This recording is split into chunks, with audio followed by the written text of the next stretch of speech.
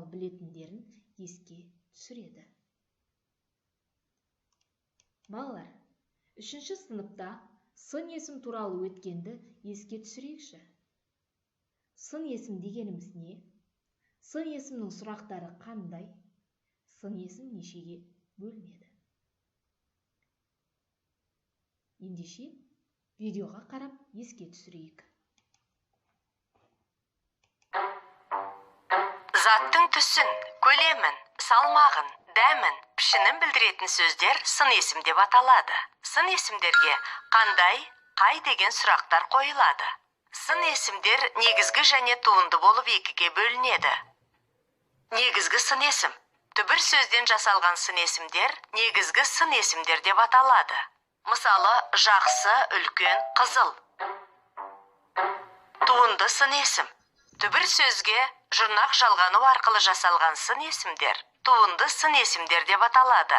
Туынды сын есімдер түбірге л, л, д, т, т, сыз, сіз, ғыш, гіш, қыш, кіш, тағы басқа жұрнақтар жалғану арқылы жасалады. Мысалы, таулы, ақылды, білгіш.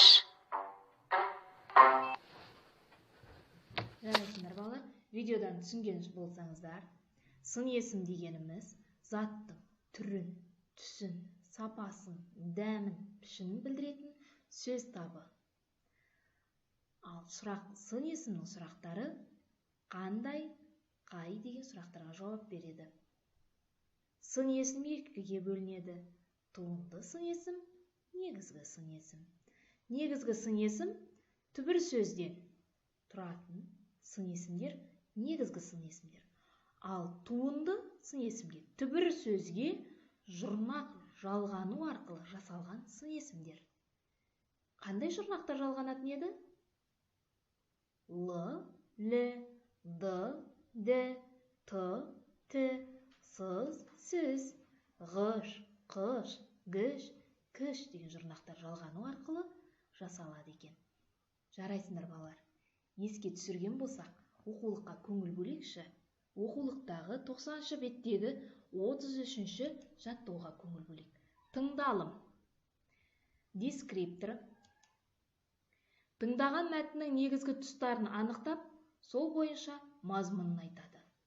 Балалар, осы жерде біз түртіп ал стратегиясын қолданайық. Қолымызға қағаз, қаламсап аламыз да, мәтіндегі негізгі тұстарды қағазға түртіп алып отырамыз. Мәтінді тыңдаймыз. Мұқият. 111-ші сабақ.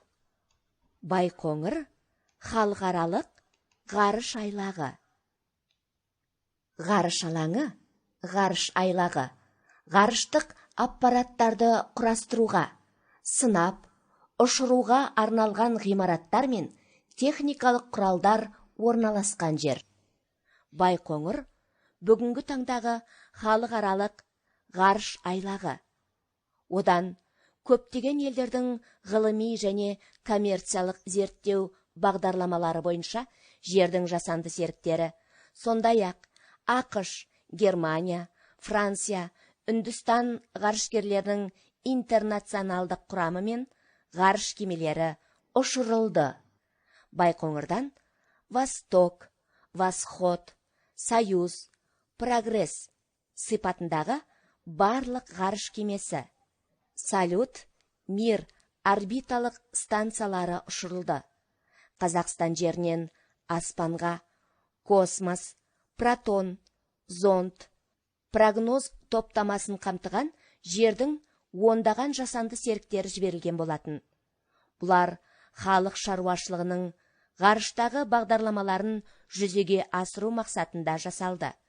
Олардың байланыс құралдарын метеорология, биология, қорғаныс, экономиканы дамытудағы маңызы зор болды.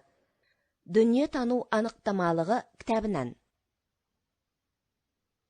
Жарайсыздар балалар, тыңдаған болсақ, түртіп алдыңыздар ма? Ендеше айтып көрейік мазмұнын. Байқоңыр бүгінгі таңдағы халықаралық ғарыш айлағы. жердің жасанды серіктері сонымен қатар ақш, Германия, Франция, Үндістан ғарышкерлерінің интернационалдық құрамы мен ғарыш кемелері ұшырылады. Байқоңырдан Восток, Восход, Союз, Прогресс сияқты барлық ғарыш кемесі. Сонымен қатар Салют, Мир орбиталық станциялар ұшырылады екен. Қазақстан жерінен аспанға космос, протон, зонд, прогноз топтамасы қамтылған жердің ондаған жасанды серіктері жіберілген. Жарайсыңдар, балалар? Тамаша. Ендеше 34-ші жаттығуға қараймыз, балалар. Дескрипторы. Мәтінді толық оқып, сын есімдерді тауып, астын сызады. Мәтінді сын есімсіз оқып, сын есімнің қызметін анықтайды. Туынды сын есімді және негізгі сын есімдерді ажыратады. Оқимыз. Ғарыш кемесін орбитаға шығару үшін қуатты зымыран қозғалтқышы мен отын қажет. Ал зымыран жоғарғы температураға төзімді, жеңіл материалдан жасалуы тиіс.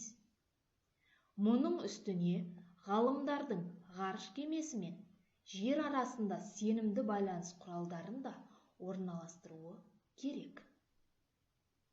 Балалар, мәтіне сын есімдерді тауып алдыңыздар ма? Астын сызамыз. Ендеше, балалар, біз сын есімсіз мәтінді қайта оқып көрейік. Ғарыш кемесін орбитаға шығару үшін зымыран қозғалтқышы мен отын қажет. Ал зымыран температураға материалдан жасалуы тиіс. Мұның үстіне ғалымдардың ғарыш кемесі мен жер арасында байланыс құралдарын да орналастыруы керек. Балалар, не байқадыңыздар?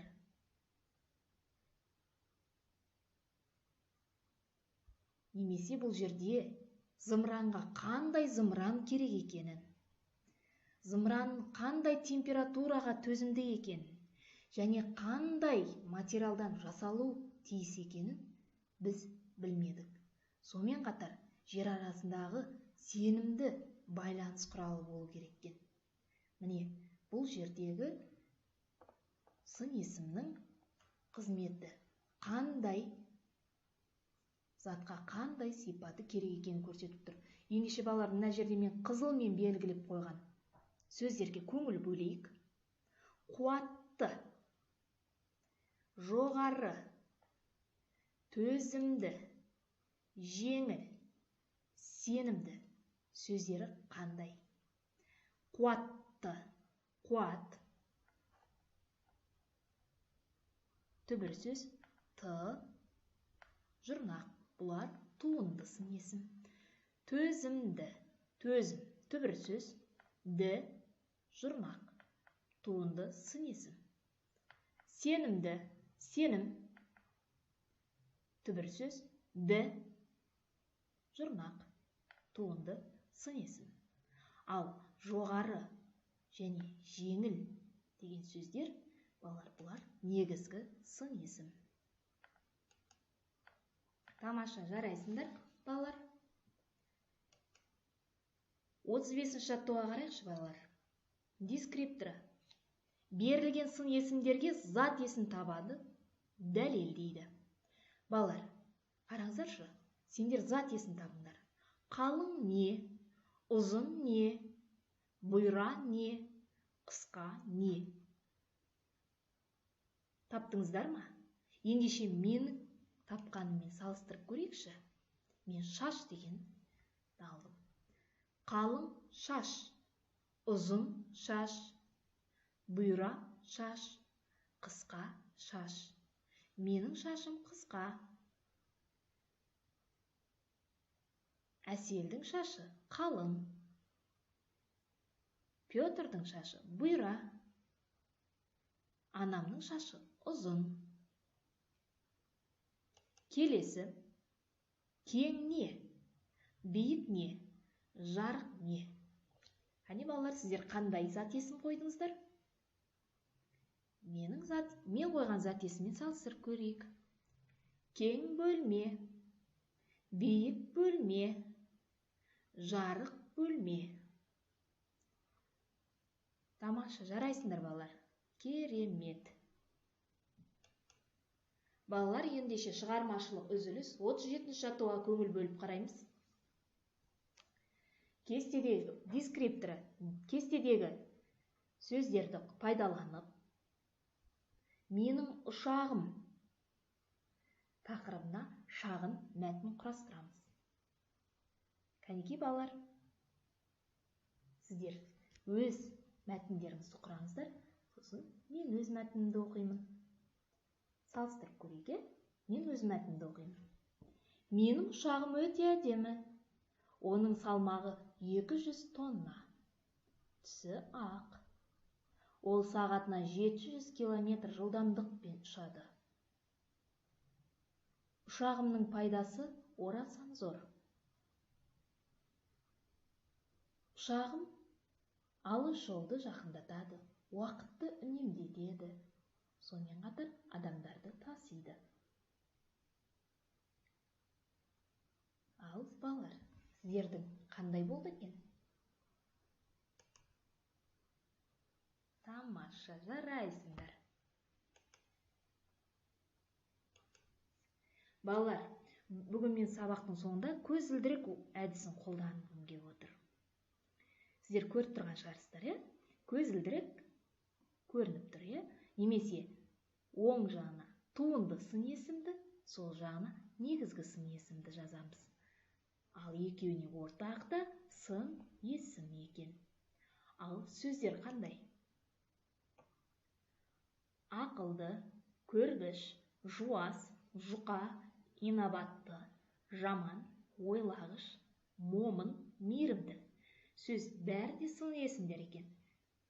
Кәнекей, сіздер қолдарыңызға қағазды алыңыздар. Көзілдіріктің суретін салыңыздар.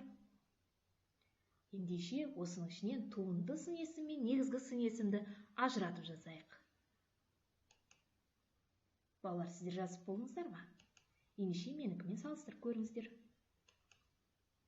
Туынды сын есім: ақылды, көргіш, инабатты, ойлағыш, мейірімді. Негізгі сын есім: жуас, жұқа, момын, жаман. Екеуі де сын есім. Тамаша, жарайсыңдар балалар, керемет. Балалар, бүгін мен сіздерге бүгінгі сабағыма мен кері байланыс сұраймын. 5 саусақ әдісі. Бүгін не үйрендім? Бүгінгі сабақ ұнады ма? Бүгін көңіл күйім қандай болды? Басқаларға көмегім тиді ма? Өзімді қалай сезіндім?